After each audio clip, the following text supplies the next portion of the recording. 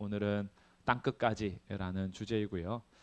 교회사의 사건들이나 어떤 흐름들을 한 번씩 보면서 오늘날 우리의 삶을 비춰보는데 제가 오늘은 돈을 들고 왔습니다. 화면 속으로. 10,000원짜리에 있는 분은 누굴까요? 세종대왕, 그렇죠? 100원짜리에 있는 분은 누굴까요? 이순신, 그렇죠? 예. 세종대왕과 이순신이 저기에 모셔져 있습니다. 우리가 늘 이렇게 손으로 쥐고 있죠.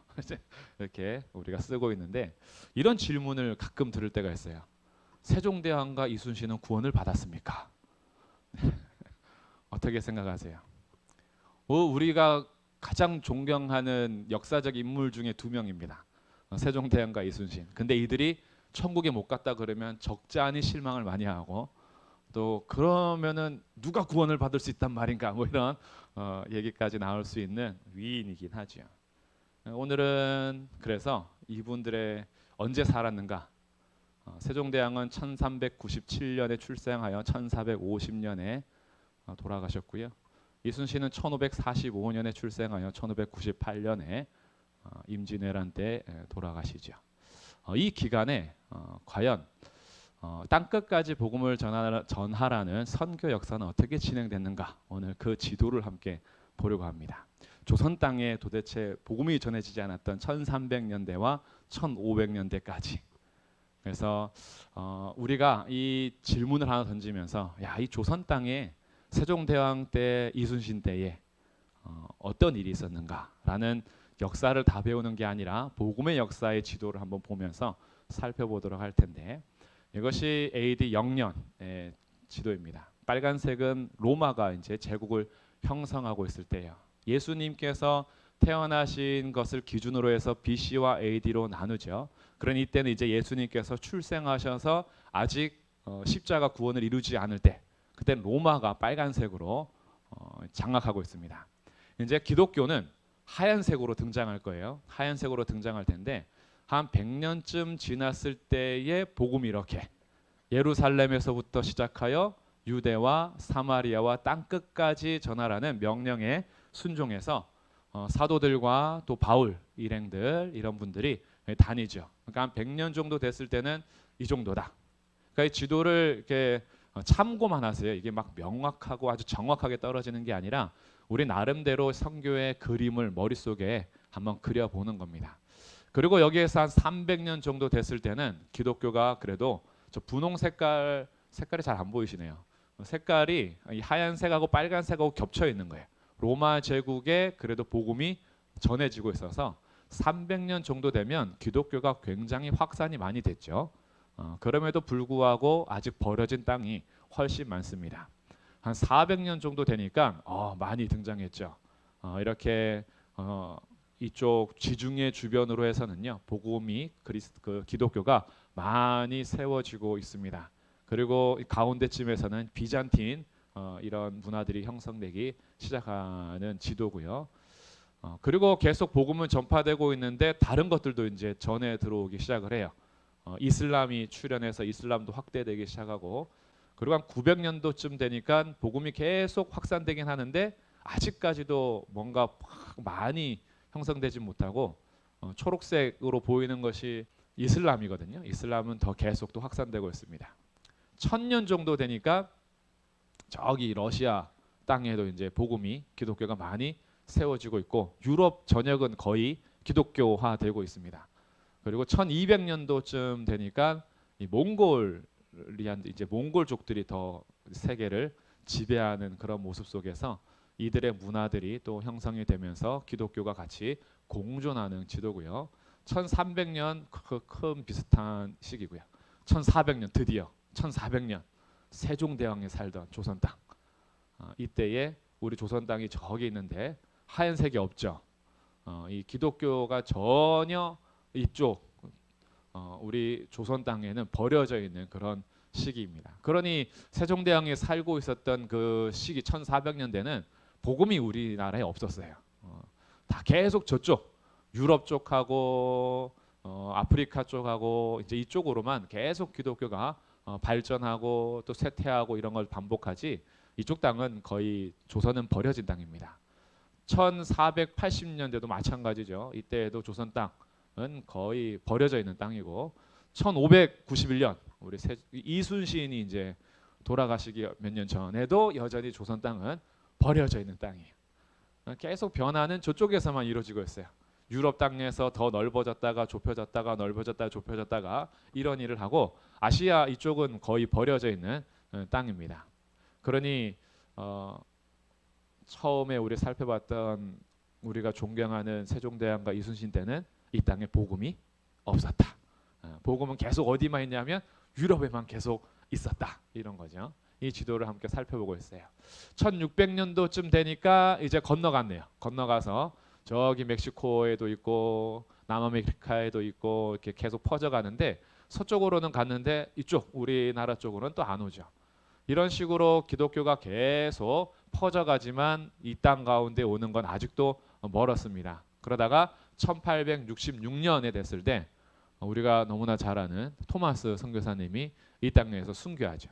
그림으로는 사실 잘 안 보이시지만 화면으로 보시는 분들이 더 잘 보일 것 같아. 앞에는 잘 안 보이죠. 여기가 이제 조금 하얗게 된 거예요. 여기가 대동강에서 순교를 당하시면서 성경책을 뿌리시고 1884년 정도 이렇게 85년 되면 더 하얘졌어요. 여기가 이제 더 하얘진 부분이에요. 왜냐하면 이때가 언더우드 아펜젤러 선교사님을 비롯해서 이때부터 선교의 문이 점점 열립니다. 알렌도 들어오고 이런 시간을 통해서 학교도 세우고 병원도 세우고 선교 역사가 아주 활발했던 그런 시기를 보내고 있어요. 그리고 1900년도에 가면 1940년 이때쯤 되면은 아직 소련이 이제 공산주의 국가 빨간색 저기가 색깔이 잘 안 보이시지만 여기가 공산화되는 것이고 이슬람 계속 퍼져가고 있고 기독교도 계속 이렇게 유럽 미국 쪽으로도 확대되고요. 우리나라도 복음화, 일본도 복음화가 많이 이루어지는 때입니다. 그러다가 시간이 지나서 우리나라가 남북으로 갈라지고 전쟁이 일어나고 북쪽은 공산화되고 남한은 이제 자유민주주의로 우리 기독교는 계속 살아남았지만 북한의 성도들은 지금도 박해를 받는 그런 출발이 1950년대에 이뤄지게 되고요. 1990년대 되면은 91년에 소련이 붕괴되고 이게 많이 사라졌어요. 이제 여기 있던 빨간색이 사라지고 그리고 여기가 러시아 이쪽에도 기독교가 많이 확산되는 그림으로 참고할 수 있고요. 지금 여기는 거의 다 하얀색이 됐어요. 그러면서 복음이 전 세계적으로 많이 퍼지고 있는 그림입니다. 그리고 여기서 만들어주신 이 지도를 만들어주신 단체에서 2016년까지를 만들어주신 걸 제가 참고해서 사진으로 가져왔는데 이 지도를 보면은 이제 거의 전 세계에 복음이 다 전해졌다. 이렇게 볼 수 있어요. 1900년대부터 2000년대까지 복음의 역사 진행이 진짜 빨라졌습니다. 그리고 인터넷이 발달하고 교통이 발달하면서 복음은 더 빨리 이제 확산되기 시작했고요. 코로나로 인해서 비자발적 철수를 하시는 선교사님들도 계시지만 우리나라 선교 파송수를 보니까 코로나19를 겪으면서 오히려 조금 증가를 했대요. 그러니까 참 신기한 역사들이 계속해서 진행되고 있다.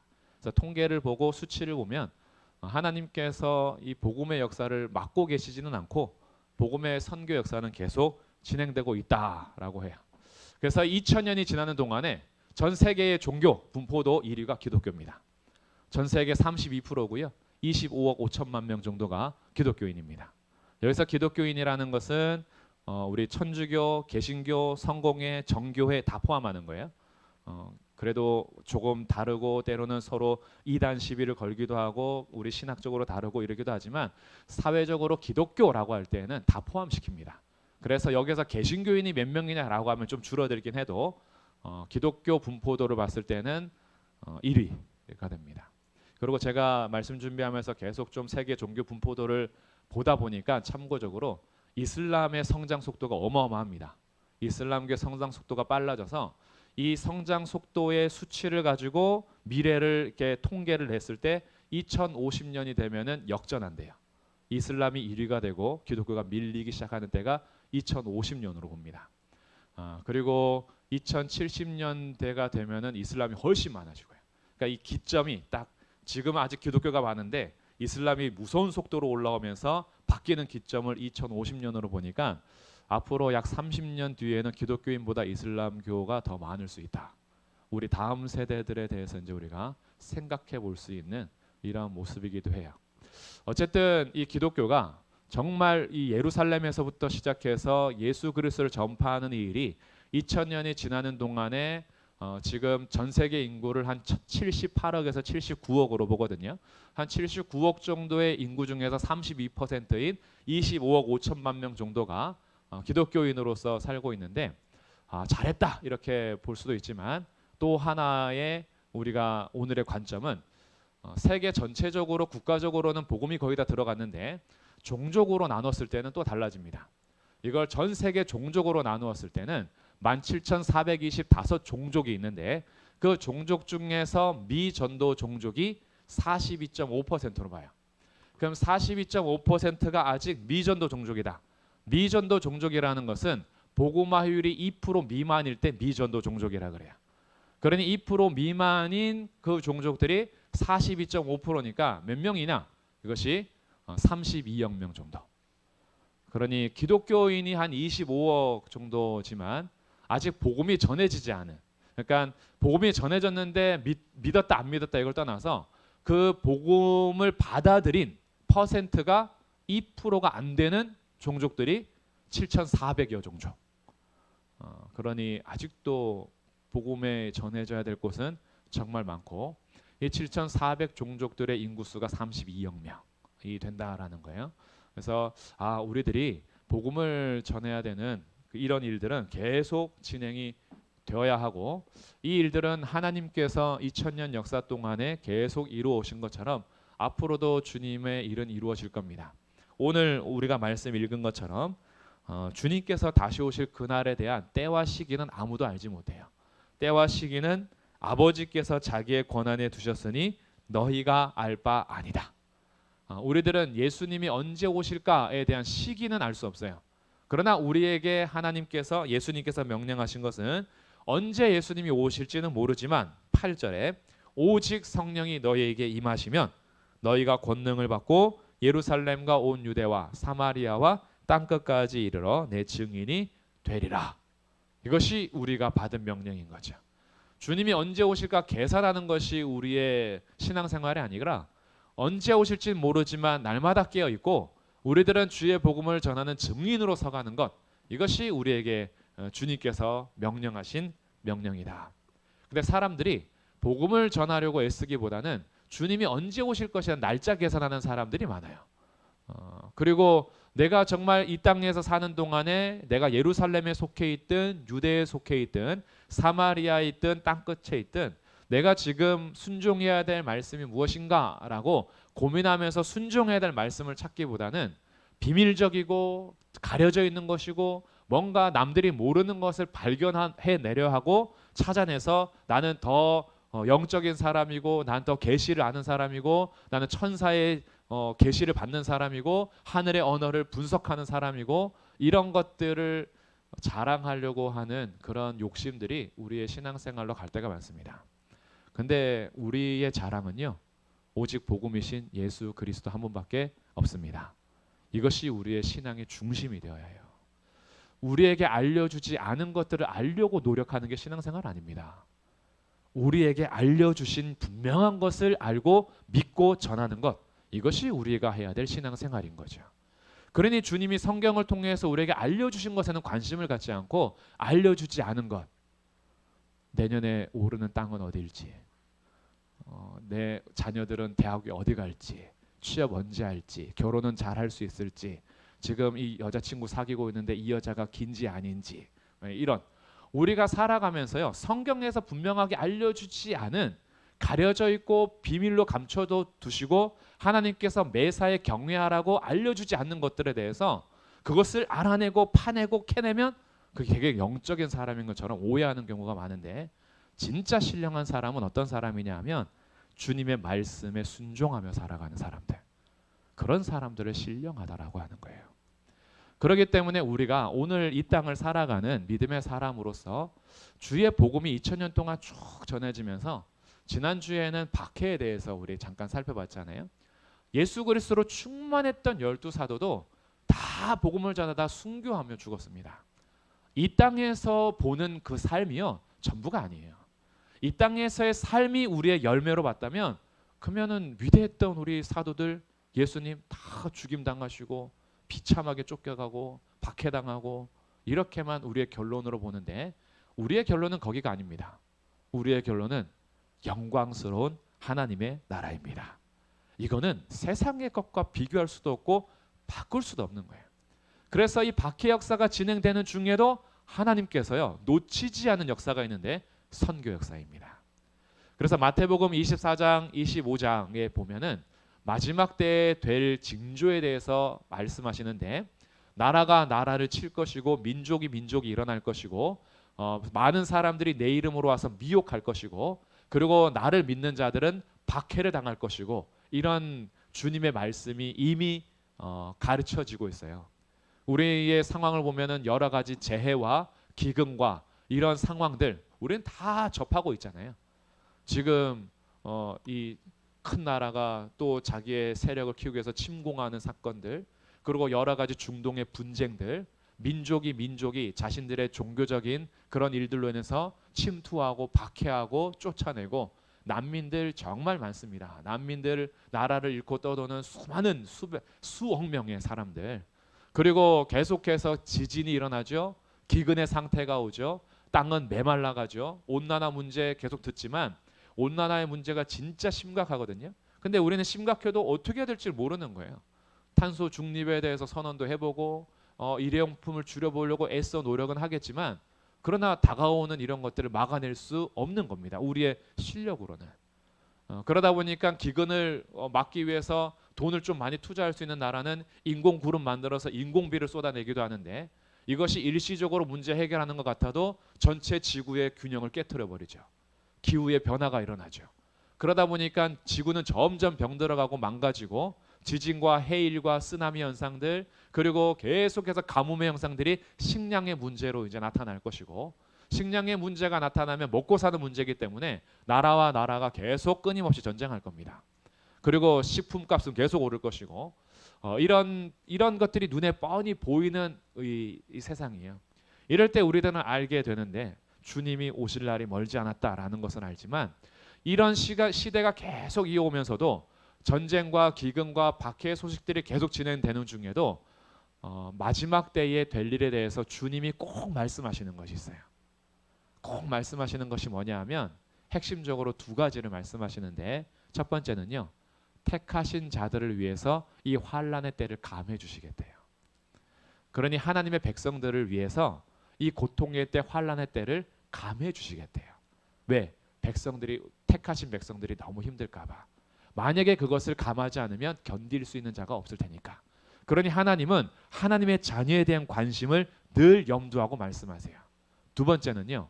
이런 환난과 박해와 기근과 지진과 전쟁 속에서도 천국 복음이 온 천하에 전파되게 될 겁니다. 이 두 가지 핵심적인 말씀을 종말의 때의 마지막 때에도 주님께서 우리에게 알라고 주시는 말씀이에요. 그러니 우리가 코로나19가 아니라요. 코로나22가 오고 23이 오고 24가 오고 어떤 시대가 계속 와도 우리들이 기억해야 되는 것이 있는데 재해만 오는 것이 아니라 천국 복음은 계속 전파되는 하나님의 역사가 이루어질 것이고요. 또한 주님의 택하신 자들을 끝까지 돌보실 겁니다. 그러니 우리가 이 일들을 기억하면서 우리의 위치에서 이 기독교 역사 속에서 잊지 말아야 되는 것이 있는데 우리가 복음을 가진 자로 세워져 있다라는 사실 이것을 잊으시면 안 돼요. 근데 2% 미만인 미전도 종족이 아직도 많으니까 세계 열방에 대해서 우리가 선교에 대한 마음을 계속 가져야 될 텐데 근데 주님께서 명령하신 너희는 가라 모든 민족을 제자로 삼아라 이 명령에 대해서 우리가 늘 마음에 새겨서 내가 순종해야 될 곳은 어디인가 내가 제자 삼아야 되는 영혼은 누구인가 그래서 때로는 어떤 종족으로 파송되기도 하고 나라로 보냄받기도 하죠. 그러나 나라와 어떤 종족으로 선교사로 파송되지 않더라도 우리의 존재 자체가 이미 우리는 복음을 전하는 증인, 다른 말로 하면 이 땅에서 존재하는 선교적 사명을 감당하는 성전으로 세움 받았다라는 것을 기억하면서 우리가 늘 깨어 있어야 되는 것 중에 하나가 영혼들에 대한 관심인 겁니다. 교회가 가져야 될 정말 큰 관심은 영혼에 대한 관심. 정말 예수 그리스도의 이름을 가지지 못한 자들에게 우리가 할 수 있는 일을 감당하는 것. 그래서 지금 우리가 꼭 기억해야 되는 것은요, 복음 전파는 계속되고 있다라는 사실이에요. 여기에 순종하는 사람이 있냐 아니면 무관심한 사람이 있냐로 갈라지지, 아무리 교회가 무관심하고 내가 복음을 전하지 않는다고 해서 주님의 복음 사역이 사라지지는 않습니다. 그런데 기억하십시오. 복음 전파는 계속되는데 이 주의 일에 아멘으로 협력하는 자들은 하나님의 또 다른 열매와 영광을 보게 될 겁니다. 복음을 전하기 전에는 알 수 없었던 주님의 영광, 복음을 전파하기 전에는 맺지 못했던 그 성령의 열매, 그런데 복음이 전파되는 계속되는 하나님의 일에 아멘으로 순종하는 자들이 누릴 수 있는 영광이 있다는 것. 그리고 우리가 그러기 때문에 찾아야 되는 것이 있어요. 내 주위의 땅끝을 찾는 겁니다. 우리가 이제는 종족의 개념으로도 이 선교 역사를 다시 보는데, 어떤 나라와 종족으로 파송되어야지만 우리가 증인으로 서는 것이 아니라 내 주위에 두신 영혼들이 있습니다. 찾아야 돼요. 그 영혼이 땅끝이고, 그 영혼이 우리나라가 한 20% 정도의 기독교 국가라고 해서, 기독교인들이 한 20%라고 해서 복음 전할 사람이 없느냐? 아니죠. 80%의 아직 복음을 알지 못하는 사람이 있습니다. 그러니 내 주위에도 이런 사람이 있어요. 요즘에는 뭘 찾냐 하면, 우리 한국에서 5명 중에 1명이 코로나 확진자잖아요. 그러니까 어떻게 찾아요? 우리 5명 중에서는 누가 걸렸을까? 근데 가만히 보면 우리는 모였을 때 절반 이상이 코로나 확진자일 수도 있고, 근데 한국 전체적으로는 5천만 명 중에 1,000만 명이 이제 넘어가고 점점 늘어나겠죠. 늘어날 텐데, 이런 상황 속에서 코로나 확진자의 퍼센트율만 보는 것이 아니라 내 주변에 있는 친구들과 가족들과 친척 중에서 우리는 아직 몇 프로의 복음화가 되었는가, 그리고 아직 복음을 알지 못하는 그에게 나는 어떻게 복음을 전할 수 있을 것인가, 이 땅끝을 계속 찾으셔야 돼요. 그리고 기회가 계속 있지 않습니다. 우리에게 기회가 영원하지 않아요. 왜냐하면 우리는 호흡이 그치는 날이 있기 때문이지요. 그가 먼저 죽을 수도 있고 내가 먼저 죽을 수도 있어요. 그렇기 때문에 우리가 복음을 전해야 되는 것은 기회를 계속 주는 건 아닙니다. 그래서 내 주위의 땅끝을 찾아야 하고요. 땅끝을 찾았는데 복음을 못 전하겠으면 어떻게 해야 돼요? 교회에다가 요청하세요. 저는 이런 일들이 좀 자주 활발해졌으면 좋겠어요. 교회는요, 복음을 전하기 위해서 세워진 일꾼들이 있습니다. 그래서 내가 못 전하겠다고 포기하는 것이 아니라 꼭 전해야 되는데 난 잘 못하겠다 그러면 요청하시면 자리만 마련해 주시면 돼요. 커피 한잔 하자라고 해서 커피숍에서 복음을 전할 수 있어요. 그리고 너무 멀리 떨어졌으면 어떻게 돼요? 요즘엔 인터넷이 너무 좋아요. 줌에서 한번 만나시면 돼요. 줌에서도 복음을 전할 수 있어요. 줌도 어렵다, 줌 못한다 그러면 전화하시면 되잖아요. 전화로도 할 수 있어요. 주의 복음은요, 만나서 전하는 것이 가장 좋겠지만 만나지 못한다고 못 전하는 건 아니에요. 지금도 세계 열방적으로 계속 이 복음이 확대되고 있는데 복음 전파가 엄청 빨라지거든요. 그 빨라질 수 있는 이유가 인터넷입니다. 그래서 직접 들어가지 못해도요, 인터넷을 통해서 화상으로 만나고, 그리고 인터넷을 통해서 전화나 어떤 이런 도구들을 통해서 만나기 때문에 하나님께서는 그런 통로를 통해서도 복음이 계속 들어가게 하세요. 내 주위의 땅끝에도 그렇게 할 수 있습니다. 그래서 우리가 할 수 있으면 만남만 주선해 주시면 돼요. 몇 월 며칠 몇 시에 기다리는 영혼이 있습니다. 교회에서 복음을 전할 수 있는 일꾼을 붙여주시면 그러면은 복음을 전할 수 있는 거예요. 그리고 여기까지가 우리의 일입니다. 복음을 전하는 것까지가 우리의 일이고, 열매를 거두고 영접하게 하시는 이는 하나님이세요. 그러니까 우리가 만난다고 다 되는 건 아니겠지만 기회를 놓치셔는 안 되겠죠. 기회는 붙잡아 주는 겁니다. 그래서 지금도요, 혹시 내 주변에 복음을 들어야 될 사람이 있는데 기회를 못 찾거나 아니면 어떻게 할지 몰라서 망설이고 있었다면 그런 것도 교회가 하는 거예요. 교회에게 말씀해 주시면 기회가 되는 대로 복음을 전하는 일을 계속 할 수 있겠죠. 그리고 저희 교회가 마지막 세 번째 이런 적용을 하면 좋겠어요. 전도여행 선교지 탐방 우리 같이 기도하면 좋겠습니다. 코로나로 인해서 그쳤던 우리의 발걸음이에요. 곳곳에 다니면서 복음을 전파하러 일정 기간을 정하여 가는 건요. 매일의 삶 속에서 우리가 복음을 전하는 일들을 생활하는 것과 또 다른 또 일이에요. 우리가 전도하기 위해서 아예 작정하고 날짜를 정하고 떠나서 하는 일은요. 또 다른 영적인 전쟁이고 또 풍성함이고 하나님께서 그 특별한 기간 가운데 일하심이 있어요. 그래서 이 전도여행 그리고 선교지 다니는 것 이런 일들이 우리 교회 안에서 좀 활발하게 진행될 수 있도록 계속 기도해 주시고 준비해 주시고 그래서 언젠가 자 이제 갑니다 이러면 딱 준비했던 분들이 가방 싸시면 돼요. 그 가방 싸실 때 뭐 싸시면 돼요? 성경책 하나 딱 싸시면 돼요. 물론 옷도 챙겨야 되고 생필품도 챙겨야 되고 칫솔 치약도 챙겨야 돼요. 입냄새 나는 상태로 복음 전하면 굉장히 민망스럽습니다. 그렇기 때문에 챙길 건 챙겨야 되는데 딱 복음으로 무장돼서 이제 출발하면 되는 거예요. 그러면 어디든지 갈 수 있어요. 제가 요즘에 이런 상상하면 신납니다.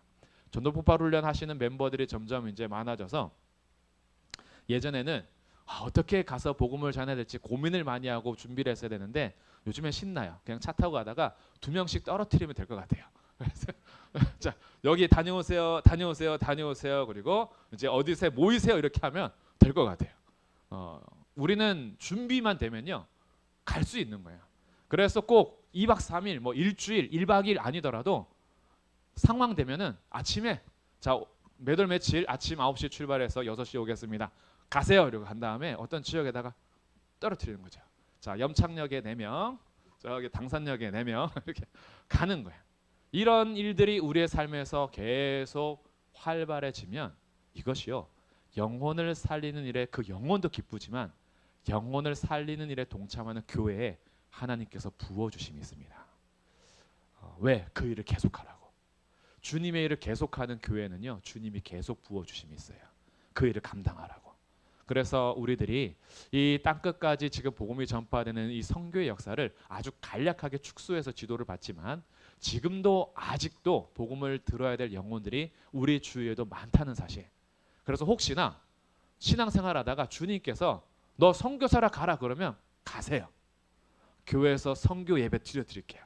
파송 예배 드리고 교회에서 같이 기도하고 할 수 있어요. 그러나 그렇게 따로 부름을 받지 않더라도 우리가 증인으로 살아가야 된다는 우리의 정체성을 잊지 마십시오. 교회가 할 일입니다. 그래서 우리 주위에도 또 선교지를 위해서도 같이 기도하면서 우리 교회가 땅끝까지 복음을 전파하는 일에 주님의 귀한 쓰임을 받는 그런 귀한 교회가 되기를 주님의 이름으로 축복합니다. 아멘. 네. 아멘이시죠? 네. 방송 아멘. 방송 안 들려요. 방송. 네. 우리가 이 일을 계속하면서 갈 수 있도록 이 시간 같이 기도하면 좋겠는데요. 우리 주님이 언제 오실지 때와 시기는 알 수 없지만 우리에게 허락한 시간 안에 우리들은 하나님만 예배하고 예수 그리스도의 이름을 전파하며 아직도 내 주위에 그리고 땅끝에 모든 미전도 종족들이 많이 있는데 우리 주님 앞에 같이 기도하면 좋겠어요. 특히 청년들은 그 청년의 세대들을 위해서 기도하면 좋겠습니다. 청년 세대들이 복음의 화율이 점점 줄어들고 있어요. 우리 세대별로 통계를 봤을 때 가장 복음 화율이 안 된 세대가 20, 30대입니다. 그리고 그 20, 30대가 가정을 이루어요. 그 가정 안에서 자녀들의 세대가 어떻게 될지는 아무도 몰라요. 그래서 우리 청년들은 우리 세대들을 위해서도 기도하면 좋겠고 그러나 복음은 다음 세대들에게만 전하는 건 아니에요. 정말 죽음 직전에서도 복음을 필요한 사람들에게 전해야 돼요. 모든 세대에 복음이 필요하지 않는 세대는 없습니다. 그래서 하나님 우리가 이 일을 감당할 수 있는 성령의 충만함을 허락해 주시고 우리 교회가 이 일을 계속할 수 있도록 주님 기름 부어주시고 우리가 그 영혼을 향한 관심을 끊지 않고 함께 서갈 수 있는 그런 충만한 교회가 되도록 역사하여 주시옵소서. 우리 다 함께 기도하겠습니다.